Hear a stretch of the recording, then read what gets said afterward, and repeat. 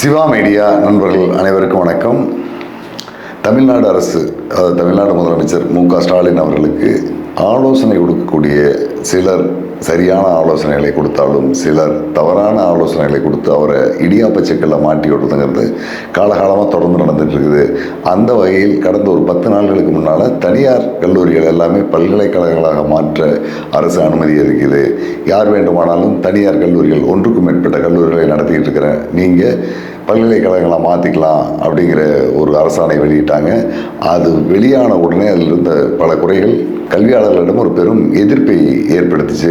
அதில் என்ன குறைன்னு பார்த்தீங்கன்னா, தனியார் பல்கலைக்கழகங்கள் அவர்களுடைய விருப்பத்துக்கு இடங்களை நிரப்பிக்கலாம். அங்கே அரசினுடைய இடஒதுக்கீட்டு கோட்பாடு அல்லது அரசுக்கு ஒதுக்கீடு செய்யப்பட வேண்டிய 55 விழுக்காடு அல்லது 35 விழுக்காடுங்கிற அந்த இடத்தை ஒதுக்கீடு செய்ய வேணாம் அப்படிங்கிற மாதிரியான ஒரு அரசு வழிகாட்டுதல் நெறிமுறையை கொண்டு வந்தாங்க. இதை எதிர்த்து கல்வியாளர்கள் பிரச்சனை செஞ்சதுக்கு பிறகு சத்தமே இல்லாமல் அந்த உத்தரவை திரும்ப வாங்கிட்டாங்க. அதே மாதிரி இப்போ 2 நாளுக்கு முன்னால் ஒரு உத்தரவு போட்டிருக்காங்க. இந்த உத்தரவில் புதிதாக காவல்துறையில் ஒரு பணியிடம் உருவாக்கப்படுது. அந்த பணியிடத்திற்கு முத்தரசி ஐபிஎஸ் அவர்களை காவல்துறை கண்காணிப்பாளராக நியமனம் பண்ணியிருக்கான். அதாவது செய்தி தொடர்பு துறைக்கான அவர் அலுவலராக நியமிக்கப்படுறார் அப்படிங்கிற ஒரு உத்தரவு வந்திருக்குது. மேலோட்டமாக இதை பார்க்கும்போது காவல்துறையினுடைய அறிக்கைகள் மற்றும் செய்தி தொடர்புகள் எல்லாமே இவங்க மூலமாக வரும் அப்படிங்கிற மாதிரியான ஒரு பார்வையில் தான் இது பார்க்கப்படுது. ஆனால் இதுக்கு பின்னால் ஒரு பெரிய சூழ்ச்சி இருக்கிறதா நம்ம சந்தேகப்பட வேண்டியதாக இருக்குது. ஏன்னு பார்த்தீங்கன்னா, கிட்டத்தட்ட 2016-18 அந்த காலகட்டம் வரைக்குமே எல்லா பத்திரிகையாளர்களுக்கும் செய்தி தொடர்பு அப்படிங்கிறது சம்பந்தப்பட்ட காவல் நிலைய எல்லையில் இருக்கிற காவல் ஆய்வாளர், இன்னும் சொல்லப்போனால் காவல் ஆய்வாளர் கூட தேவையில்லை, அந்த காவல் நிலைய எல்லையில் இருக்கிற ரைட்டர் அவர் தான் செய்தி தொடர்பாளர். ஒரு உள்ளூர் செய்தியாளர், அதாவது சேலம் மாவட்டத்தினுடைய ஒரு கடைக்கோடியில் இருக்கிற ஒரு சின்ன காவல் நிலையத்தில் என்ன வழக்குகள் இன்றைக்கி பதிவாயிருக்கு அப்படின்னு மாலை செய்தியாளர்கள் காலை ஒரு 9-10 மணிக்கு அந்த தலைமை காவலரை அல்லது ஏட்டையாவை தொடர்பு கொண்டு கேட்பாங்க. அவர் நேற்று இரவிலிருந்து பதிவு செய்யப்பட்ட வழக்கினுடைய தன்மையை பற்றி சொல்லுவார். அது மாலை செய்தித்தாளில் வரும். மாலை 6-7 மணிக்கு உள்ளூர் செய்தியாளர்கள் அந்த தலைமை காவலர் அல்லது ரைட்டரை ஃபோன் பண்ணி என்ன சார் செய்தின்னு கேட்பாங்க. அன்று நடந்த நிகழ்வுகளே அவர் சொல்லுவார். ஒரு 2 சமூகத்தை சேர்ந்த 2 பேர் அடிச்சிருந்தாங்கன்னா அந்த அடிதடிக்கு பின்னால் என்ன நடந்தது, ஒரு தவறான தொடர்பு அல்லது சாராயம் காய்ச்சல் அல்லது சீட்டாட்டம் அல்லது போதையில் போய் ஏற்பட்ட சண்டை அல்லது கோயில் விவகாரத்தில் ஏற்பட்ட சண்டை, இப்படி ஏதாவது அதுக்கான ஒரு பின்னணியை சொல்லுவாங்க. அந்த பின்னணியோட அந்த செய்தி வெளியில் வந்துடும். இது பெரிய அளவில் பிரச்சனைக்கு போகாது. இப்படி ஏட்டையா சொன்னதுக்கு பிறகு அந்த சம்மந்தப்பட்ட வழக்கில் தேடப்படும் நபர் எங்கே இருக்கார் அப்படின்னா, இன்ஸ்பெக்டர் போயிருக்காரு, டிஎஸ்பி ஐயாவும் கூட போயிருக்காரு, எஸ்ஐ கூட போயிருக்காங்க, ஒரு டீம் போயிருக்காங்க அப்படின்னு அந்த டீம் சொல்லுவாங்க. அந்த அதிகாரி நம்ம தொடர்பு கொண்டு கேட்கும்போது, ஆமாம் சார், நேற்று நடந்த அந்த பிரச்சனை தொடர்பான குற்றவாளி இவங்க தான், ஆளை ஐடென்டிஃபை பண்ணிட்டோம், இப்போ அவங்கள விழுப்புரம் நோக்கி நாங்கள் போயிட்டுருக்குறோம், நாங்கள் விழுப்புரம் போகிறோன்னு செய்தியை போட்டுறாதீங்க, அவன் உஷாராயிருவான், நீங்கள் கொஞ்சம் வேறு மாதிரி போடுங்க அப்படிம்பாங்க. அப்போ நம்ம செய்தி மதுரையில் குற்றவாளிகள் தப்பிச்சு போயிட்டுருக்காங்க, அவங்கள நோக்கி ஆய்வாளர் டிஎஸ்பி தலைமையிலான டீம் போயிட்டுருக்கு, நாளைக்குள்ளே பிடிச்சிருவாங்க அப்படின்னு செய்தி போடுவோம். இதுதான் வழக்கம். இன்னும் சில செய்திகளில் அந்த காவல் நிலையத்தில் இருக்கக்கூடிய ஆய்வாளர் குற்றவாளிகள் நாங்கள் கைது பண்ணிட்டோம், ஆனால் விசாரணை நடந்துகிட்டு இருக்குது, நாளை காலையில் வரைக்கும் இந்த செய்தியை வெளியில் கொண்டு வராதாங்க, அப்படியே நீங்கள் குற்றவாளின்னு போட்டால் கைதா அப்படின்னு ஒரு கேள்விக்குறியோட போட்டுருங்க அப்படின்னு சொல்லுவாங்க. இது செய்தியான அளவிலே போயிடும், எந்த விதமான பிரச்சனையும் இருக்காது. குறிப்பாக சைலேந்திரபாபு டிஜிபி வந்ததுக்கு பிறகு காவல்துறையில் இருக்கக்கூடிய கீழ்நிலை அதிகாரிகள் யாரும் பத்திரிகையாளர்கிட்ட எந்த செய்தியும் சொல்லக்கூடாதுன்னு சொல்லி ஒரு வாய்மொழியான உத்தரவு போட்டாங்க. அதுக்கு பிறகு எந்த செய்தியாக இருந்தாலும் காவல் நிலைய ஆய்வாளர்கள் நீங்கள் எஸ்பி கிட்ட பேசுங்க, டிஎஸ்பி கிட்ட பேசுவாங்க. டிஎஸ்பி ஃபோனை எடுக்க மாட்டார். எஸ்பி 5 மணி நேரம் 6 மணி நேரத்துக்கு அப்புறம் ஃபோன் எடுப்பார். இன்வெஸ்டிகேஷன் கோயிங் ஆன் அப்படிங்கிற ஒரு விஷயத்தோடு முடிச்சிருவார். இந்த கட்டத்திலேயே இன்னொரு பெரிய சிக்கல் என்ன பார்த்தீங்கன்னா, மாவட்ட காவல்துறை கண்காணிப்பாளராக வந்திருக்க பலருக்கும் அந்த மாவட்டத்தினுடைய சூழல் புரியாது. அவங்களே அதையும் சொல்ல மாட்டாங்க, சொன்னாலும் தப்பாக சொல்லுவாங்க. இப்படிப்பட்ட சூழலில் இன்னும் இந்த ஒரு 3-4 ஆண்டுகளாக இருக்கிற மிகப்பெரிய சிக்கல் என்ன பார்த்தீங்கன்னா, பெரும்பாலான காவல் நிலையங்கள் இருக்கக்கூடிய விசாரணை அலுவலர்கள், அதாவது அந்த நிலைய ஆய்வாளர்கள், பெண் அதிகாரிகள், தமிழ்நாட்டில் இருக்கிற ஒவ்வொரு மாவட்டத்திலையுமே 50 விழுக்காட்டுக்கு மேலே இப்போ பெண் அதிகாரிகள் தான் விசாரணை அலுவலராக, அது ஸ்டேஷன் ஹவுஸ் ஆஃபீஸராக இருந்துகிட்டு இருக்காங்க. இவங்ககிட்ட உள்ளூர் பத்திரிகையாளராக இருந்தாலும் வேறு யாராக இருந்தாலும் எளிதில் ஃபோன் பண்ணிட முடியாது. ஏன்னா ஒரு ஆண் அதிகாரியாக இருந்தால்னா அவங்களோட நம்ம பல நேரங்களில் பேசியிருப்போம், பழகியிருப்போம், ஒரு தொடர்பு இருக்குது, அது மூலமாக பேச முடியும். பெண் அதிகாரிகளோடு அவ்வளோ எளிமையாக நம்ம பேசிட முடியாது.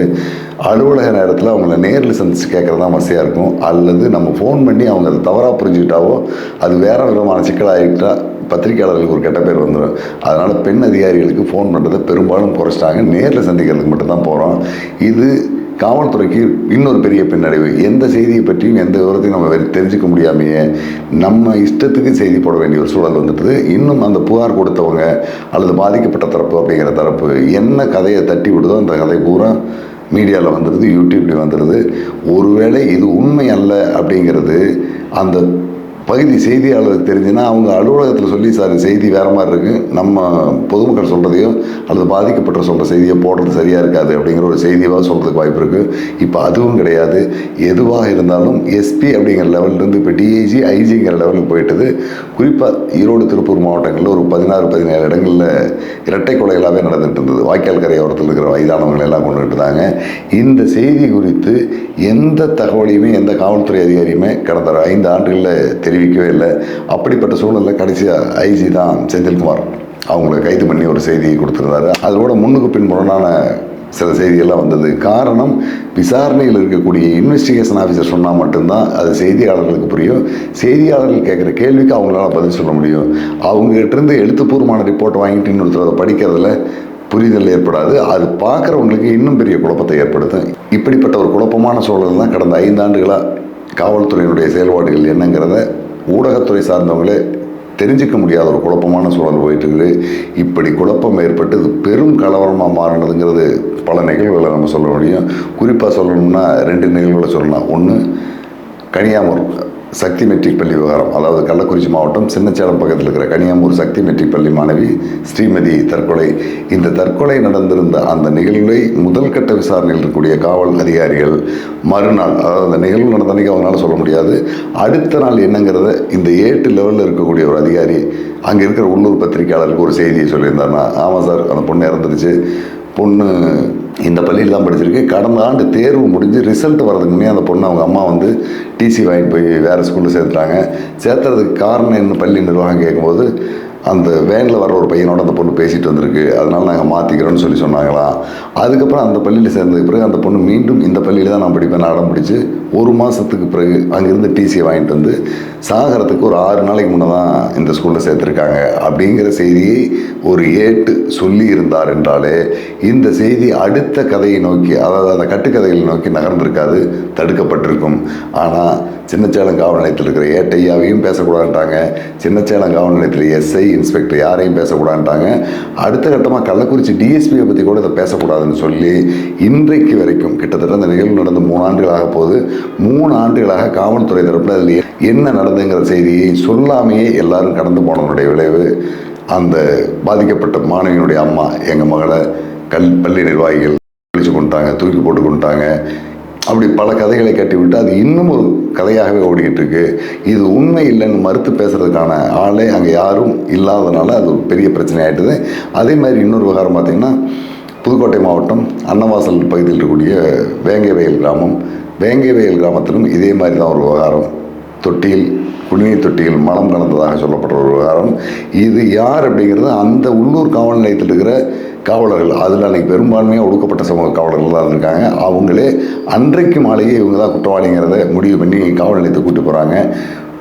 இந்த விவகாரம் கேள்விப்பட்டு அங்கே போயிருந்த வெளியூரை சேர்ந்த சில புரட்சியாளர்கள், சிலது ஒடுக்கப்பட்ட சமூகத்தினுடைய விடுதலைக்காக போராடக்கூடிய அமைப்பை சேர்ந்தவங்க எல்லாமே எப்படி எங்காலே செஞ்சுருப்பான், எங்காலும் செய்கிறதுக்கு வாய்ப்பு இல்லை, போலீஸ் தப்பு பண்ணுதுன்னு ஒரு சார்ஜை வச்சு போலீஸுக்கு எதிராக திசை திருப்பி விட்டு அது கிட்டத்தட்ட 2.5 ஆண்டுகள் முடியாத ஒரு பிரச்சனையாக ஏற்படுத்தி இன்னைக்கு வரைக்கும் அந்த ஊர் ஒரு பேசு பொருளாக மாற்ற அளவு கொண்டு போயிட்டாங்க.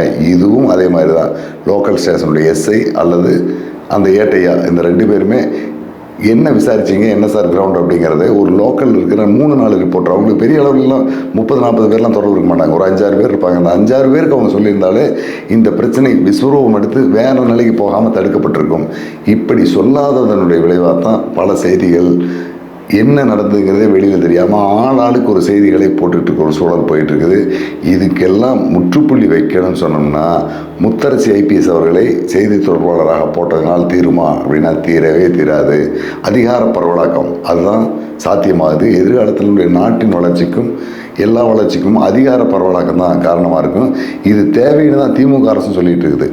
மத்திய அரசு மாநில அரசினுடைய உரிமைகளில் தலையிடுது, தடுக்குது, மாநில அரசினுடைய உரிமைகளில் தலையிடக்கூடாது அப்படிங்கிறாங்க. அப்படி பார்த்தோம்னா உள்ளூர் காவல் நிலையத்தினுடைய அதிகாரத்தில் மாவட்ட காவல்துறை கண்காணிப்பாளரே தலையிடக்கூடாது. ஏன்னா அவங்க வழக்கமாக செஞ்சுட்டு இருந்த அந்த விசாரணையினுடைய தன்மை என்ன, போக்கு என்ன, எங்கே போயிட்டுருக்கு அப்படிங்கிறத அந்த அதிகாரி உள்ளூரை சேர்ந்த ரிப்போர்ட்டர்கிட்ட பேசினா தான் சரியாக இருக்கும். ஆனால் இப்போ முத்தரசி ஐபிஎஸ் அவங்களை போட்டிருக்கிறதுனுடைய அடுத்த கட்ட நகர்வு எப்படி இருக்குன்னு பார்த்தீங்கன்னா, நிச்சயமாக தமிழ்நாட்டில் நடக்கக்கூடிய எந்த ஒரு நிகழ்வாக இருந்தாலும் அதை சென்னையில் இருக்கக்கூடிய முத்தரசி அவங்க அல்லது அதுக்கு அடுத்த பொறுப்புக்கு வரக்கூடிய அதிகாரிகள்லாம் வெளியிடுவாங்க அப்படிங்கிற போக்கில் இவங்க கொண்டு வர மாதிரி இருக்குது.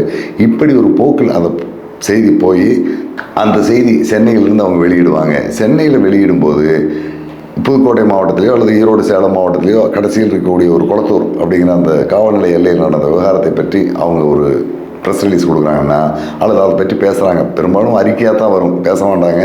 அப்படி அவங்க பேசினாலும் கூட குளத்தூரில் என்ன நடந்ததுங்கிறது, எந்த ஏரியாவில் இருக்குது, அந்த ஏரியாவுக்கும் காவல் நிலையத்துக்கு என்ன தூரம், அந்த ஊரில் என்ன சமூக மக்கள் இருந்துகிட்டு இருக்காங்க, என்ன மாதிரியான பிரச்சனை நடந்ததுங்கிறது சென்னையில் இருக்க ரிப்போர்ட்டருக்கும் தெரியாது, சென்னையில் அறிக்கை வெளியிடக்கூடிய அதிகாரிக்கும் தெரியாது. இதை பற்றி கேள்வி கேட்கக்கூடிய நபர் குளத்தூரில் இருப்பார், இவருக்கு அங்கே கேள்வி கேட்க முடியாது. அப்படிப்பட்ட சூழலில் ஒரு செய்தியாளரால் எப்படி செய்தியை வெளியிட முடியும்? உண்மையான செய்தியை வெளியிடுவதற்கு சாத்தியமே இல்லாத ஒரு சூழல் இருக்குது. இதை நோக்கி திமுக அரசு இப்போ இந்த செய்தி ஊடகத்துறையை கொண்டு போயிட்டு இருக்கிற மாதிரியான சூழலை தான் இந்த பொறுப்பு போட்டிருக்காங்க. இது தவிர வேறு எந்த செய்தியும் வெளியிடுறதுக்கு டிஜிபி ஆஃபீஸ்லேருந்து எல்லா பத்திரிகைகளுக்கும் ஃபேக்ஸ் வந்துடுது. அதே மாதிரி கமிஷனர் ஆஃபீஸில் ஒரு ப்ரெஸ் ரூம் இருக்குது, அங்கேயும் ஒரு ப்ரெஸ் ரூம் இருக்குது, அங்கே இருக்கிற எல்லா ப்ரெஸ் போட்டுப்பாங்க, அவங்ககிட்ட கொடுத்தாவே போதும். இதுக்கு தனியாக ஒரு செய்தி தொடர்பாளர் தேவையில்லை அப்படிங்கிறது தான் பெரும்பாலான ஊடகத்துறையினுடைய கருத்து. ஆனால் இப்படி ஒரு பதவியை உருவாக்கி அவங்களுக்கு என்னென்ன வேலைகள்ங்கிறத வரையறுக்காமலே ஒரு பதவி உருவாக்கி வச்சுருக்காங்க. எதிர்காலத்தில் இந்த விவகாரங்கள் தான் அதில் வரும் அப்படிங்கிற சந்தேகம் காவல்துறையில் இருக்கிற பல அதிகாரிகளுக்கும் இருக்குது. இது அடுத்த கட்டமாக எதை நோக்கி போகும் அப்படிங்கிறத பற்றி மூத்த பத்திரிகையாளர்கள் சிலரோடு நம்ம பேசும்போது எல்லாருக்குமே இருக்கிற அந்த சந்தேகம் என்னென்னா, இனி ஒரு நிகழ்வு நடந்ததுன்னா அந்த நிகழ்வு குறித்து எந்த செய்தியாக இருந்தாலும் சென்னையில் இருக்கக்கூடிய அந்த செய்தி தொடர்பாளர்களைத்தான் நீங்கள் பேசணும் அப்படிங்கிற ஒரு சூழலை கொண்டு வந்து விட்டுருவாங்க. அப்படி அவங்கள பேசி அவங்க விசாரணை போயிட்டுருக்குது, இன்னும் முடியல, குற்றவாளிகளை தேடிட்டு இருக்கோம். ஏற்கனவே ஒரு காவல் நிலைய எல்லையில் ஒரு குற்றம் நடந்து விட்டால் அந்த குற்றத்தை பிடிக்கிறதுக்கு அந்த காவல் நிலைய எல்லையில் இருக்கிற அதிகாரிகளுடைய எண்ணிக்கை பத்தாமல் பக்கத்து மாவட்டங்களிலிருந்து காவல் ஆய்வாளர்களை பொறுப்புக்கு எடுத்து அதை போட்டு விசாரிக்க வேண்டிய சூழலில் தமிழ்நாடு காவல்துறை இருக்குது. ஆனால் இனி இந்த நிகழ்வு ஒரு நடந்துருச்சுன்னா இதை பற்றி என்ன நடந்ததுங்கிறத விசாரணையை அந்த விசாரணை அலுவலர்கிட்ட அந்த அதிகாரி வாங்குவாரா, அல்லது தன்னுடைய கட்டுப்பாட்டின் கீழ் அந்த பகுதியில் காவலர்களை நியமித்து அவங்க மூலம் செய்தியை வாங்கி இவங்க சொல்லுவாங்களா அப்படிங்கிறது தெரியல. ஒரு சிலர் சொல்கிற குற்றச்சாட்டு என்ன பார்த்தீங்கன்னா, இன்றைக்கி ஊடகத்துறை ரொம்ப மோசமான நிலைக்கு போயிட்டுது, உள்ளூர் காவல் அலுவலர்களும் பெரும்பாலும் மோசமான ஆளாயிட்டாங்க, எல்லாம் ஒரு சாதிய பார்வையில் போயிட்டுருக்காங்க, ஒருத்தருக்கு வேண்டியும் ஒருத்தருக்கு வேண்டாதமாக செய்தி போடுறதும் அதே மாதிரி வழக்கு பதிவு செய்கிறதும் இருக்குது. இனிமேல் இந்த மாதிரி குழப்பம் வரக்கூடாதுன்னா நேரடியாக ஒரு அதிகாரியின் கீழே நேரடியான ஒரு நெட்வொர்க் வச்சு அந்த நெட்வொர்க் மூலமாக விசாரணை செஞ்சு அந்த செய்திகளை ஊடகத்துக்கு தர்றதுக்காக இந்த பொறுப்பு போட்டிருக்காங்கிறாங்க. காவல் நிலையத்தில் இருக்கிற காவலர்களும் காவல் ஆய்வாளரும் துணை கண்காணிப்பாளர் போன்ற எல்லாருமே நேர்மை தவறுகளாக இருக்கும் பட்சத்தில் இந்த செய்தி மக்கள் தொடர்பு தொழில் அது செய்தி கொடுக்கக்கூடிய இந்த பொறுப்பில் இருக்கக்கூடிய அதிகாரி மட்டும் எப்படி நேர்மையானவர்களாக இருந்துட முடியும்? அதே மாதிரி ஊடகத்தில் இருக்கிற பெரும்பாலானோர் குழு அரசியலுக்கு உட்பட்டவர்களாக இருந்துட்டு இருக்காங்கிறது உண்மைதான். சிலருக்கு அடிப்படை புரிதலே இல்லாமல் செய்தி வெளியிடுறாங்கிறதும் உண்மைதான்.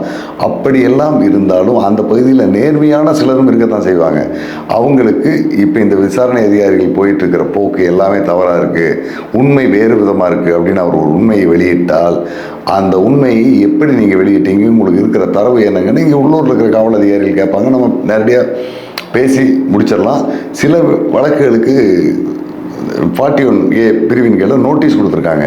அந்த நோட்டீஸுக்கு நம்ம உள்ளூரில் இருக்கிற சூழலை பற்றி எளிதில் சொல்லி நம்ம விளக்கம் கொடுத்துட்டு வந்தோம்லாம் இதெல்லாம் ஒரு நாள்லேயே முடிச்சு போயிடும். ஆனால் இப்போ சென்னையில் இருக்கக்கூடிய அந்த செய்தி தொடர்பு காவல் அலுவலர் இங்கே இருக்கிற இந்த நபரை கூப்பிட்டு நீ சென்னையில் வந்து விளக்கம் கொடுன்னு ஒரு நோட்டீஸ் அனுப்புவாங்க. இங்கே உள்ளூரில் செய்தி பார்த்துட்டு இருக்க ஒரு நபரால் நிச்சயமாக சென்னையில் போய் விளக்கம் கொடுக்க முடியுமான்னா சாத்தியமில்லை. இது ஊடகத்தினுடைய கழுத்தை நெரிக்கிறதுக்காக காவல்துறை எடுத்திருக்கிற ஒரு ஆயுதமாக தான் நம்ம பார்க்க வேண்டியது இருக்குது. உள்ளபடியே காவல்துறையில் நேர்மையற்ற அதிகாரிகள் இருந்தாங்கன்னா அவங்களை தண்டிக்கிறத விட்டுட்டு அவங்களை கண்காணிக்கிறதுக்காக மாநில அளவில் ஒரு அதிகாரியை போட்டு கண்காணித்து அவங்களை ஒழுங்குபடுத்த முடியுமான்னா அதெல்லாம் சாத்தியமே கிடையாது. இன்னும் சொல்ல போனோமானால் உள்ளூரில் இருக்கிற காவல்துறை அதிகாரி அங்கே இருக்கிற எல்லா நிலைமைகளையும் அறிந்த ஒரு நிருபரோடு பேசும்போது அது செய்தியாக வந்தால் தான் சரியாக இருக்குமா தவிர எதுவுமே தெரியாத ஒரு அதிகாரி இங்கே நடந்த விஷயத்தை பற்றி எதுவுமே தெரியாத ஒரு நிருபரோடு பேசி அவங்க கொடுக்குற அறிக்கை சரியான செய்தியாக வருமா அப்படிங்கிறது 100% தவறான முடிவாக தான் இருக்கும், இது ஏற்புடையதாகவும் இருக்காது. இப்படிப்பட்ட ஒரு சூழலை தமிழ்நாடு அரசு கொண்டு வந்திருக்கு. இந்த அதிகாரி தொடர்ந்து இருப்பாரா இருக்க மாட்டாரா அப்படிங்கிறனுடைய பின்னணியில் எல்லாம் என்ன நடந்துங்கிறதை பற்றி நம்ம சென்னையில் இருக்கக்கூடிய காவல்துறை நண்பர்கள் மற்றும் இதழியல் துறை நண்பர்கள்ட்ட பேசும்போது இது ஏற்கனவே திட்டமிடப்பட்டது தான் அப்படிங்கிறாங்க. சென்னையில் இருக்கக்கூடிய பத்திரிகையாளர் அமைப்புகள் எல்லாமே எப்பவும் 3-4 பிரிவுகளாக இருந்துகிட்டு இருக்கும். அந்தந்த காவல்துறை அதிகாரிகளுக்கு விசுவாசமாக இருக்கிற ஒரு டீம் இருக்கும். இந்த டீம் அரசுக்கும் கொஞ்சம் நெருக்கமாக இருக்கும். அப்படிப்பட்ட ஒரு டீம் இப்போ சென்னையில் ஒரு வேலையை செஞ்சிட்ருக்குது. சென்னை போலீஸ் கமிஷனர் அருண் ரொம்ப வேகமான அலுவலர்னு பெயர் எடுத்தவர். ஆனால் எல்லா பத்திரிகையாளர்களும் சந்திக்க அவர் விரும்ப மாட்டார். ஒரு குறிப்பிட்ட ஆளுகளை மட்டும் சந்திக்க விரும்புவார். அவருக்கு வேண்டப்பட்ட ஒரு காவல்துறை இன்றைக்கி ஆளுங்கட்சியினுடைய ஆதரவு பெற்ற ஒரு பொறுப்பில் இருக்கார். இவர் மூலமாக சரியான பத்திரிகையாளர்களை மட்டும் சந்திக்கிறதுக்கு நீங்கள் ஒரு ஐடென்டி கார்டு கொடுக்குறதுக்கு ஏற்பாடு பண்ணுங்கன்றிருக்காங்க. அந்த அடிப்படையில் ஒரு 50-60 பேர் கொடுத்துருக்காங்க. எல்லா ஊடகங்களுக்கும் கொடுக்காம ஒரு சிலருக்கு மட்டும்தான் கொடுத்துருக்காங்க. இந்த ஆளுக மட்டும்தான் கமிஷனர் ஆஃபீஸுக்கு போகணும், கமிஷனர் சொல்கிற ப்ரெஸ் மீட்டை வெளியிடணும், குறுக்கு கேள்வி கேட்குற யாரையும் அங்கே அனுமதிக்கிறது இல்லை அப்படிங்கிற அளவில் இப்போ கொண்டு போயிட்டுருக்காங்க. இந்த திட்டம் ஏற்கனவே ஜார்ஜ் கமிஷனராக இருக்கும்போதே உருவாக்கப்பட்டது. அவரும் அவருக்கு வேண்டிய ஒரு ஆதரவாளர்கள் வச்சு ஒரு டீம் உருவாக்கினார். அந்த டீம் உருவாக்கி செய்தி தொடர்புக்காக ஜெயக்குமார் அப்படிங்கிற ஒரு மூத்த காவல்துறை அலுவலரை போட்டார். அவர் வடசென்னை பகுதியில் அப்போ வேலையில் இருந்தார். அவரை போட்டு ஒரு மாதம் அந்த பொறுப்பில் அவர் போகும்போதே தென் சென்னை, மத்திய சென்னை, மேற்கு சென்னையில் நடக்கிற விவரங்கள் தொடர்பாக அவரை கேள்வி கேட்கும்போது அவரால் பதில் சொல்ல முடியாத ஒரு சூழல் வந்து, நான் இன்வெஸ்டிகேஷன் ஆஃபீஸர் இல்லை, நான் கொடுக்குற தகவலை வாங்கி கொடுக்குறாள் தான், என்னை விட்டுருங்கன்னு அந்த பொறுப்பிலிருந்து தூக்கி போட்டு ஓடிட்டார். அதுக்கு பிறகு அந்த திட்டம் இழுத்து மூடப்பட்டது. மீண்டும் திரிபாதி கமிஷனராக இருக்கும்போது இந்த பிரச்சனை வந்தது. அப்போவும் பத்திரிகையாளர்களுக்கான ஒரு டீமை போடணும்னு சொல்லி இந்த அமைப்பை சேர்ந்தவங்களே மூவ் பண்ணாங்க. அவர் ரொம்ப எளிமையாக சொல்லிட்டார், எதுக்கு பிஆர்ஓ, எதுக்கு பத்திரிகையாளர்களுக்கு தகவல் கொடுக்கணும், எல்லா பத்திரிகையாளர்களும் எனக்கு தெரியும், என்னுடைய ஃபோன் நம்பர் கொடுத்துருக்கேன், எந்த நேரம் ஃபோன் பண்ணாலும் நானே சொல்லுவேன், அப்படியெல்லாம் ஒரு டீம் வேண்டாம் போங்கன்னு துரத்தி விட்டார். அதுக்கு பிறகு அதை அப்படியே அடுத்தடுத்த கட்டம் மூவ் பண்ணி இப்போ அருண்கிட்ட இந்த டீம் நெருங்கி உட்காந்துக்கிட்டு யார் யாருக்கெல்லாம் போலீஸ் ப்ரெஸ் மீட் கொடுக்கணும், யாரெல்லாம் குறுக்கு கேள்வி கேட்க மாட்டாங்க, எதிராக செய்தி வெளியிட மாட்டாங்களோ அவங்களையெல்லாம் மட்டும் கொண்டு வர்றதுக்கான ஒரு ஏற்பாடு பண்ணியிருக்காங்க. இப்படி பல கொலை வழக்குகளில், குற்ற வழக்குகளில் தேடப்படக்கூடிய குற்றவாளிகள் யார் அப்படிங்கிறதுக்கான செய்திகளையும் போலீஸ் தரப்பிலிருந்து வாங்கி கொடுக்குற வேலையும் அந்த டீமெல்லாம் செஞ்சுட்டு இருக்குது. இந்த டீம் தான் காவல்துறையினுடைய தலைமைக்கும் அரசுக்கும் சொல்லி இந்த மாதிரியான ஒரு திட்டத்தை உருவாக்கி இருக்குது. இப்படி ஒரு திட்டம் வந்துட்டுன்னா உள்ளபடியே ஒரு காவல் நிலைய எல்லையில் போலீஸ் சொல்கிறதுக்கு எதிரான நிகழ்வு நடந்திருந்து அதை பற்றி எவனாவது ஒரு செய்தி போட்டான்னா அந்த செய்தியாளரை சட்டத்தின் பிடியில் உட்கார வச்சு பயமுறுத்துறதுக்கான விஷயமாக தான் இதை ஆரம்பிச்சிருக்காங்க. இதை நம்ம அனுமதிக்கவே கூடாது. எந்த சூழல் வந்தாலும் இதை நம்ம தடுத்து நிறுத்தணும். இன்னும் சொல்ல போனால் இப்போ ஒரு அலுவலரை அந்த பொறுப்பில் போட்டதுக்கு பதிலாக அந்தந்த காவல் நிலையத்தில் இருக்கிற அதிகாரிகளையே பேச சொல்லிட்டா பிரச்சனை முடியும், அதை நம்ம வலியுறுத்தி வாங்கணும் அப்படிங்கிற முடிவில் இறங்கியிருக்காங்க. இருந்தாலும் பத்திரிகையாளர்களுக்குள்ள 99% எந்த இடத்துலையுமே ஒற்றுமை இல்லை. ஒருத்தரை ஆதரிக்கிறதும் ஒருத்தர் எதுக்கிறதுமான பாலிசியில் தான் போயிட்டு இருக்குது. நான் உன்னை சரின்னு சொன்னேன்னா இன்னும் 4 பேர் அதை தவறுன்னு சொல்ல மாதிரியான பாலிசி தான் போயிட்டு இருக்குது. அந்த வகையில் இந்த உத்தரவை, இந்த நடைமுறையை பத்திரிகையாளர் மன்றங்கள் எதுவும் கண்டிக்காதா அப்படிங்கிறது தெரியல. ஆனால் அரசியல் கட்சிகள் இதை கையில் எடுக்கிறதுக்கான வாய்ப்பு இருக்குது. எப்படியோ ஒரு வகையில் பத்திரிகைகளுக்கு வந்திருக்க ஒரு பெரிய ஆபத்து இது. இந்த ஆபத்தை தடுத்து நிறுத்தாவிட்டால் ஊடகத்துறையின் முதல் குரல் வலையை நரிக்கும் வேலையை காவல்துறை சார்பாக திமுக அரசு செய்துன்னு தான் சொல்லணும். இது எப்படி போகுதுங்கிறத பொறுத்திருந்து பார்ப்போம். இதன் எதிர்வினை இன்னும் ஒரு சில நாட்களில் தெரியும். பொறுத்திருப்போம். அது வரைக்கும் நன்றி நண்பர்களே.